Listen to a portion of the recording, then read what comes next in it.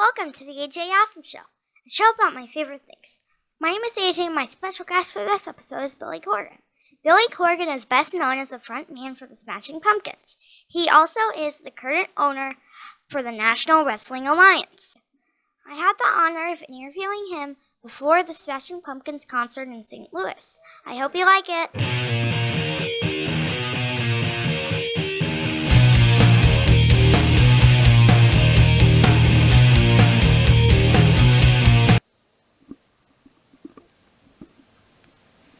What made you decide to get involved with wrestling? Well, to get into wrestling, you have to be a bit crazy. And so the day I was born, my mother looked at me and said, "This child's not normal." And then one day I was watching Saturday morning television in Chicago, and I saw great legends like Dick the Bruiser and Baron von Raschke and the Crusher, and I was a wrestling fan, and I'm still a wrestling fan.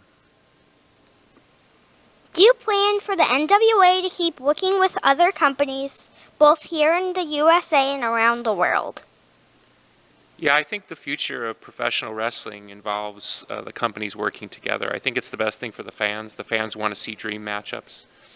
We've definitely seen that in the UFC, in the MMA world, where they've gone out of their way to make some dream matchups, including Brock Lesnar being in the UFC. So I think that's very much the future of professional wrestling. If you could choose to have 3 wishes granted, what would you wish for? I think I'd work on world peace. We start there. I certainly would like to see my children live whatever dream they have. I have 2 children now. And I think it'd be awesome if, and I say this selfishly, I'd love it to see that the Smashing Pumpkins, exists until I can't do it anymore. I think it would be awesome if the band could just carry on as long as possible. How did it feel the first time you heard your song on the radio? I can remember it very clearly. I was driving down the road, and our song Cherub Rock came on the local radio station, and I had that moment where I was like, I kind of looked at the radio station and wanted to make sure it wasn't a tape or something, that it was actually happening.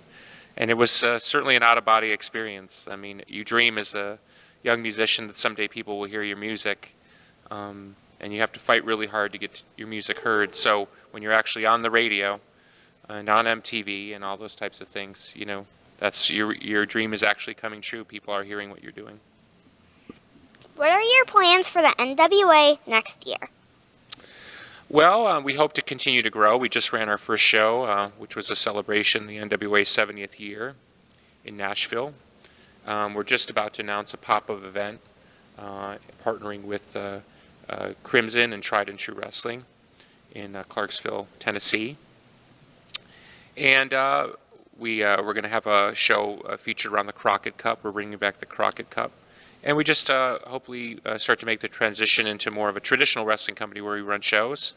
And we continue to build our vision of a digital-based company. And hopefully at some point somebody will partner with us where we can put our content onto a bigger platform, whether it's Amazon or Yahoo or the WWE, or we're very open to working with other people who can provide let's call it the greater reach of television. Right now we're very much in a partnership with Ring of Honor Wrestling, which we're very proud about. We're producing the digital content and doing new series for Ring of Honor Wrestling, and so that's also part of what we're doing. But we certainly want to expand our reach, and I think the history of the NWA as an international organization, I think you're going to see more and more reach internationally, and I think that's a big part of where we're going. How has your music career helped you with your wrestling career and vice versa? That's a great question. I think I brought a lot of showbiz understanding into the world of professional wrestling. I understand that time is particularly valuable. And then in terms of wrestling helping me with my music career, the one thing you realize with wrestling is that whether they're booing you or cheering you, you have the audience engaged. And I think that's the most important thing in the musical world, is you have to keep the audience engaged. Music, by and large, is very much an indulgent passion. And sometimes you lose sight of the audience's engagement as you're sort of pursuing whatever it is that you're passionate about. And wrestling teaches you very much that you have to keep the audience engaged, and you have to give them a story. And sometimes music's just not enough. There has to be a story around the music that gets the audience sort of emotionally invested in the result, which is the song or the show. Who is your favorite wrestler when you were a kid? Probably Dick the Bruiser or Ric Flair. I saw Dick the Bruiser a lot on local Chicago television. I was just a kid, kind of like you, and I didn't realize that he was this big star. As far as I knew, he was just our guy in Chicago. I didn't realize that he was truly a legend.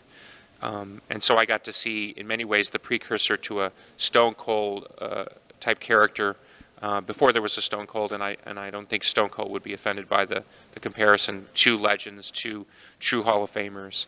And then Ric Flair, when the TBS Superstation started, we would get Georgia Championship Wrestling, and that's when I got to see Ric Flair in his absolute prime. And no one was better at engaging the audience and making you care about the result of a wrestling match. But in addition to that, of course, he was one of the greatest wrestlers of all time. As they like to say in sports, he was the full package. What is something about you that would surprise people? I'm actually a nice guy. Why did you decide to buy the NWA and not another company? It's interesting. I was working for TNA Wrestling, and I tried to buy TNA Wrestling, and that didn't work out, and it turned into a bunch of lawsuits, and I got fired, and I even ran the company for a brief second. So when I looked around at the opportunity of continuing back into wrestling, the fact that the NWA was available and for sale, I think provided an incredible opportunity to start a wrestling company from scratch without a lot of baggage, but also with the history of the NWA. I think it was a perfect piece. And as somebody who really appreciates what I like to call old school wrestling, the opportunity to bring old school wrestling into the new wrestling world and fit comfortably along, what other wrestling companies are offering, I think there's something really exciting about that. What was your best subject in school? I was a bit of a whiz at math and literature or English. I can't remember what they called it, but anything with words. So, what's your best subject? Either math or reading. Not acting? No. There you have it. That's the end. Thanks for the interview.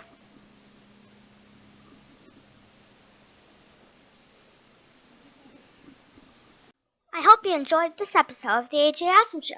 I would like to thank Billy Corgan for being my special guest. Make sure to like, share, and subscribe. I'll see you next time.